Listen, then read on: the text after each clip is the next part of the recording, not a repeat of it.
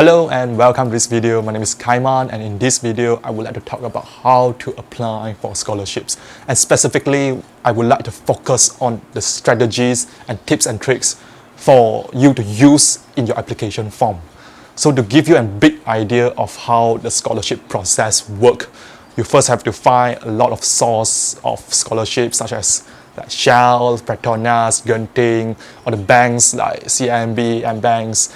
There are many sources that you can get.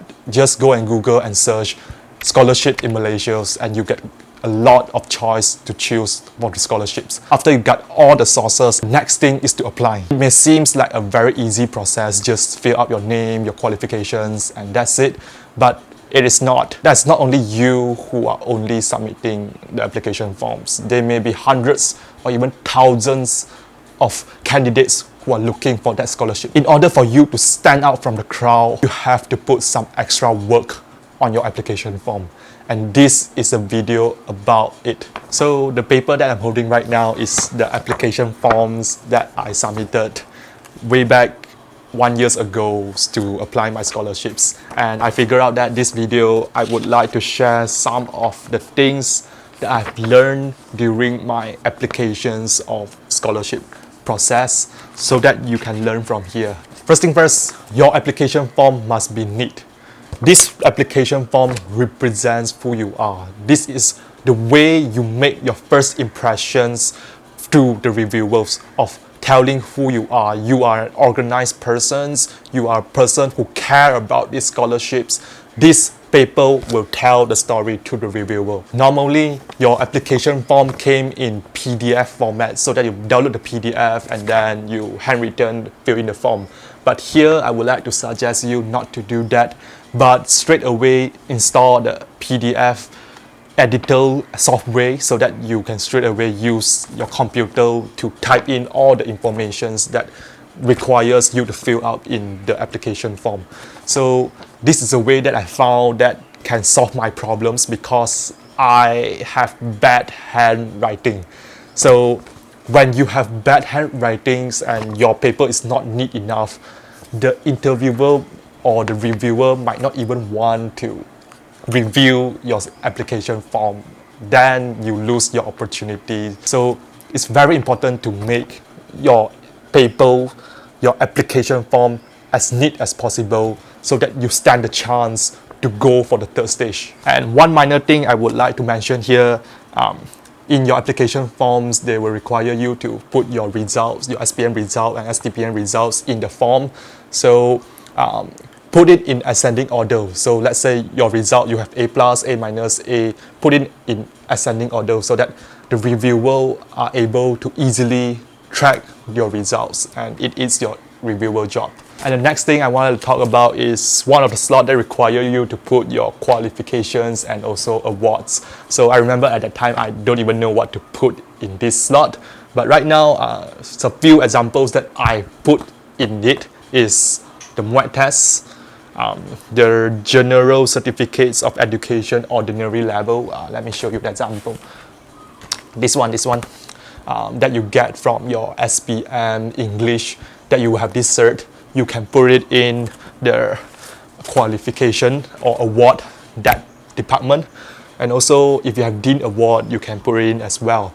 So I just put 4 of these. And there's other examples such as, in your secondary school, you might join like Scout or St. John's, that you got a certain levels, that you got awards, you can put it in as well. Medical condition, just put in physically and mentally healthy. Next, this is something very important, extracurricular activities. And this is the place that you can stand out the most, other than the results that you have in your SPMs or in your foundations. So the trick here is not to put as much as possible of the certificates or activities that you have joined inside this application form. No, but to choose some of the most important and most big, most proud moments that you have in these application forms. And the reason is because a lot of the time when you go for the third stage, which is interview, the interviewers will look at your cert and they will start to ask questions based on the cert. So at that time, if you are really proud or really know what you are doing to get the cert, you can share a lot of experience. You can use those chances to shine yourself in front of the interviewers. And I share these tips to you because at that time when I was applying my scholarships, I have put one of the certs that relate to the student exchange program that I joined during my foundation years, and they asked the questions, what did you learn, what is the experience that you get? And throughout the whole 15 minutes of the interviews, I use almost half of the time is related to this particular certificate of student exchange program. So it is really that something resonated with me. It's something that I knew quite well so that I can perform in the interviews. So while you're choosing the cert, choose wisely. Choose the one that is really resonates, proud of having that achievement. So let's say you have prepared 10 cert that you decided to put it in your application form. What I would suggest you to do is to prepare a table so that you can organize the cert nicely in the table, and then at the table itself you can take this chance to explain to the reviewer of your applications that what did you learn or what did you do in those activities. And the next part is super important as well. Your scholarships may wanted you to write an essay on the reasons you apply for the scholarships. And don't make the mistake that I made that time.